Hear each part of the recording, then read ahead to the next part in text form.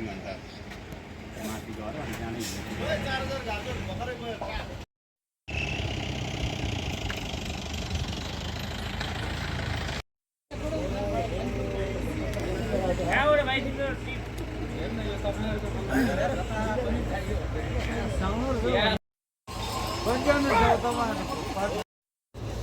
चिसो छ है सर चिसो छ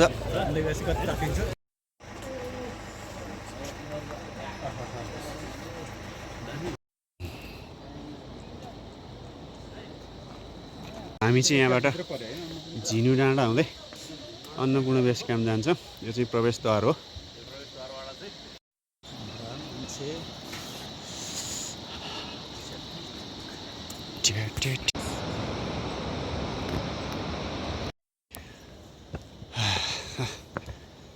यहाँबाट चाहिँ सिडीको उकालो आयो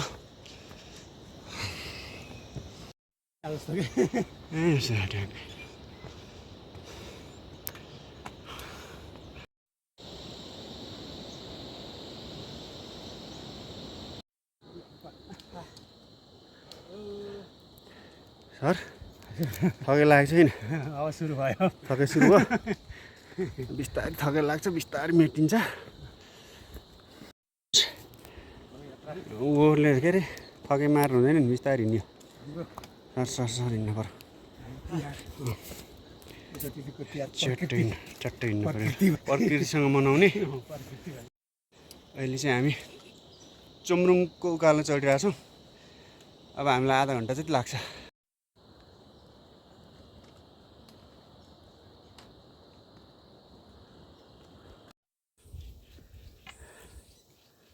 फाइनल्ली चुम्रुङको उकालो चाहिँ सक्यो अब हामी खाना खान्छौँ 1.5 घन्टा लाग्यो यहाँसम्म आउन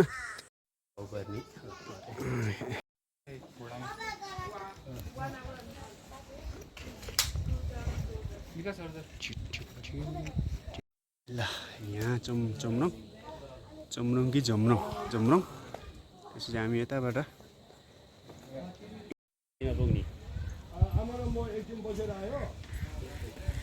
मामु है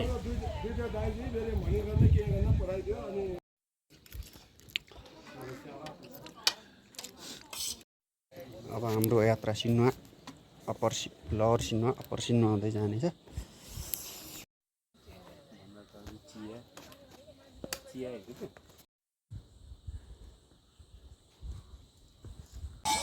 चाहिँ आवश्यक सामान चाहिँ हिमालमा पुर्याएर फर्किँदै गरेको खच्चडहरूको लागि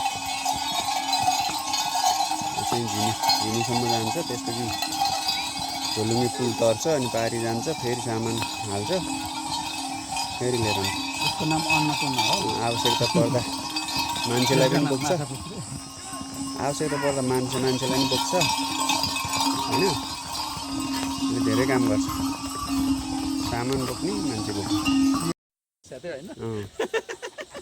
यस्तो ठाडो ओह्रालो छोम्लुङबाट ठाडो ओह्रालो झरेपछि यहाँ लोवर छोम्लुङ आउँछ यस्तो छ ओह्रालो छोम्रुङ बेसी आयो छोम्रुङको ओह्रालो झरेर आधा घन्टा लाग्यो झर्नलाई अब हामी यो पुल तरेर अलिअलि उकालो हुँदै के भन्ने ठाउँमा पुग्छौँ रे अप्पर सिन्वा लोवर सिन्वा पुग्छौँ त्यसपछि लोवर सिन्वापछि अलिकति माथि अप्पर सिन्वा पुग्छौँ त्यसपछि हामी त्यहाँभन्दा माथि बढ्ने कि नबढ्ने फाइनल गर्नुपर्छ आयो तल्लो सिन्वा आयो ल फाइनली तल्लो सिन्वा आयो 4 बजेको देखाउँछ त 2 बजेछ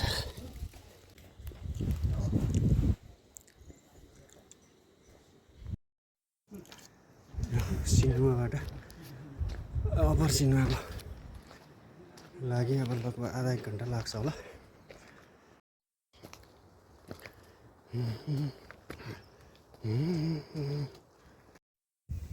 कति बजे गयो 3:15 पाउन 3 घन्टा आइपुग्यो हैन आयो 12:30 त उही भइसक्यो थियो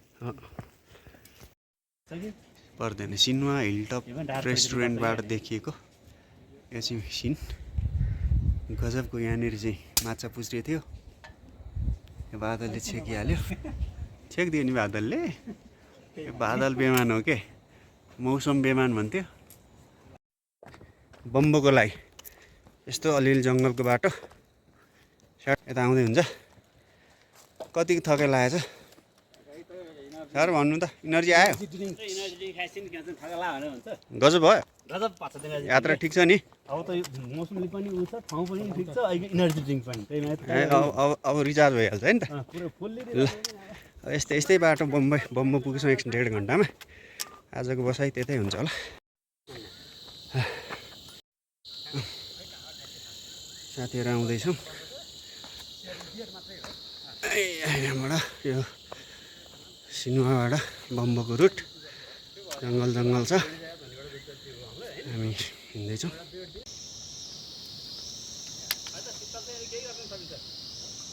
अनि बेम्बोबाट माथि लाइन सम्भावना छैन रे?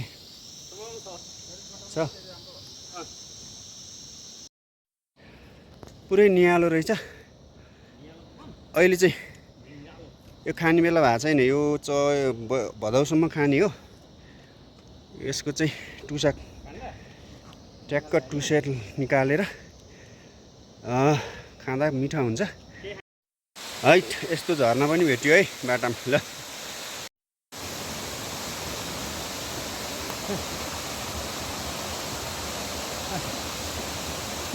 यो हिमालयबाट बगेको हिउँकै पानी हो यो। ओह्रालो अलिकति ओह्रालो झर्दै अब बम्बो पुगिन्छ।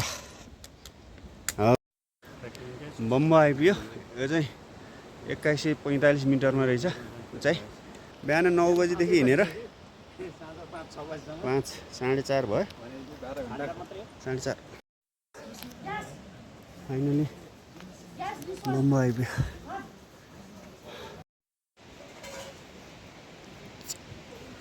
घुमेर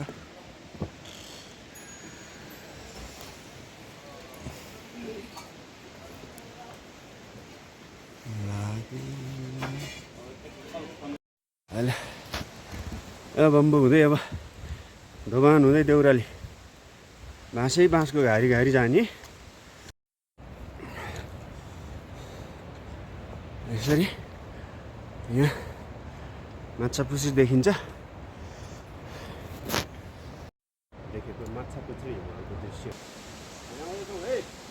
ल है सरहरू हिँड्नु पर्यो।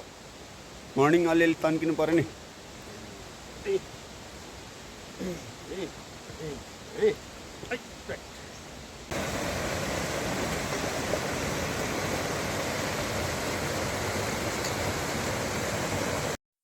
ठ्याक्कै बम्बोबाट हिँडेको 1 घन्टामा हामी दोभान आइपुग्यो। 2505 मिटर हाइट रहेछ यो। दोभान आइपुग्यो।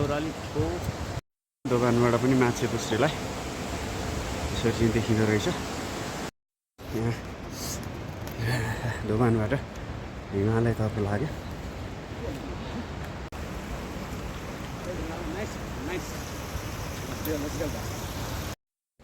दोभानबाट अलिकति माथि 20 मिनट हिँडेर आइपुग्ने रहेछ है सर। यो 9 बजेको टाइममा जय शम्भो कैलाश बाबा अलिअलि अँध्यारो छ। पोजायाङ बरा क्षेत्र खानमा आइपुग्यो। भक्तजनहरू हुनुहुन्छ। यतापट्टि झर्ना छ।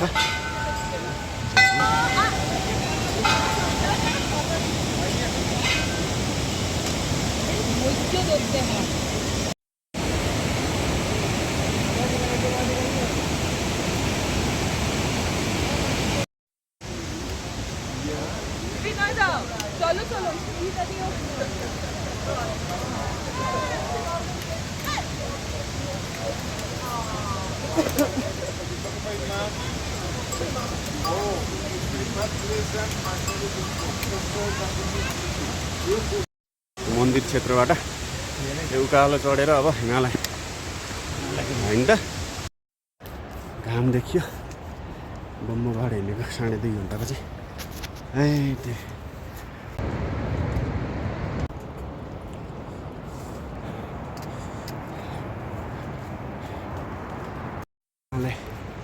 2900 मिटर को उचाइमा आइपुग्यो हामी। ल बाटोमा कति यहाँ निहुरेर हिँड्ने बाटो रहेछ रुखको कारणले। हिमालयनबाट देउरालीको लागि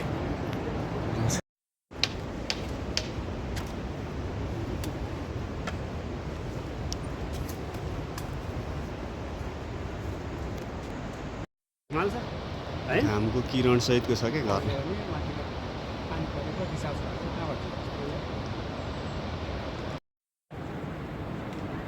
आउँछ ल कत्रो ढुङ्गा यार।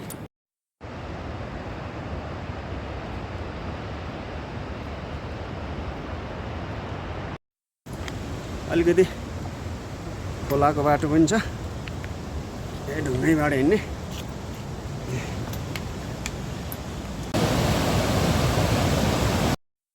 देउराली 3200 को हाइटमा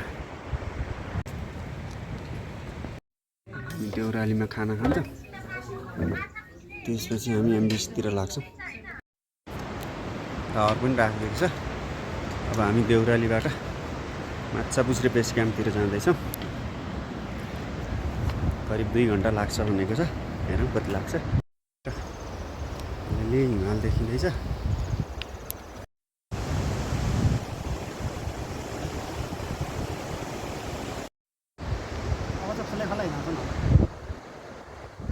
खोजै खोज। अब हामी र तल अलिअलि माथि गर्दै एमबिसी पुग्छौँ आज।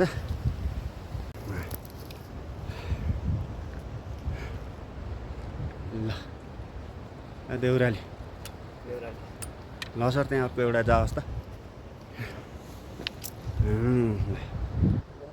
राखौँ त नलड्नुहोस् है।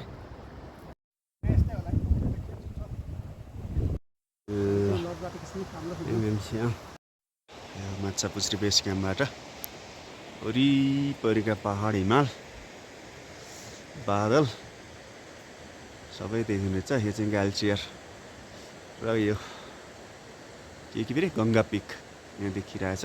यो बादल लागेको उतापट्टि मार्दी हिमाल पर्छ। यस्तो छ है अहिले मौसम। यो 5 बजे बेलुकाको माछापुछ्रे बेस क्याम्पबाट ठ्याक्क घाम लागेको बेलाको चाँदी र सुन जस्तो देखिनेछ। फाइनल्ली हामी एबिसी बेस क्याम्पतिर पुग्न लाग्यो। थोरै बाँकी छ। यसो देखिन्छ मर्निङ भ्यू। अब हामी करिब आउन लाग्यो। यहीँबाट पनि भ्यू चाहिँ राम्रो देखिँदैछ। एबिसी बेस क्याम्प गजब देखाउँदो रहेछ तल।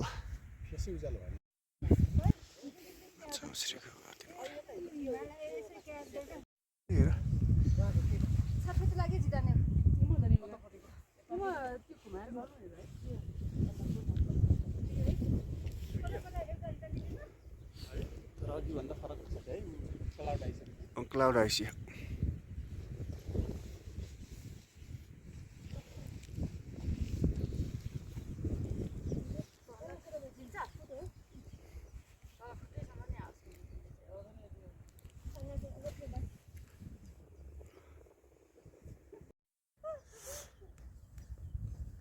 फेवातालको आँगनमा लैलै माछापुछ्रे छाया।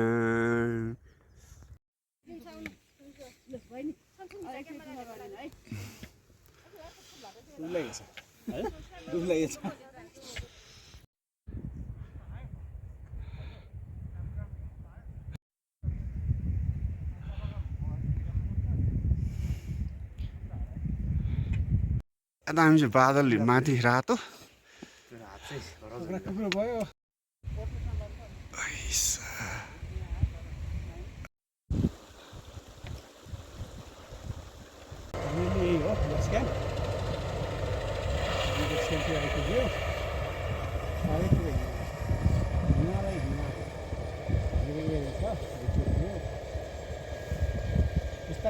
पास गर्नु भयो नि त्यो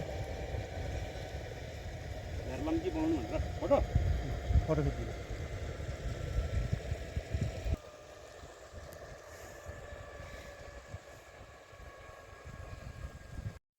2,000 people.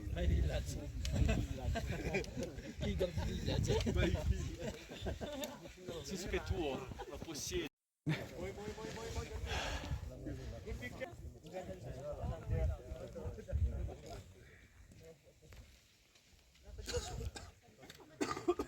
One, two, three, smile. Again, one, two, three, smile.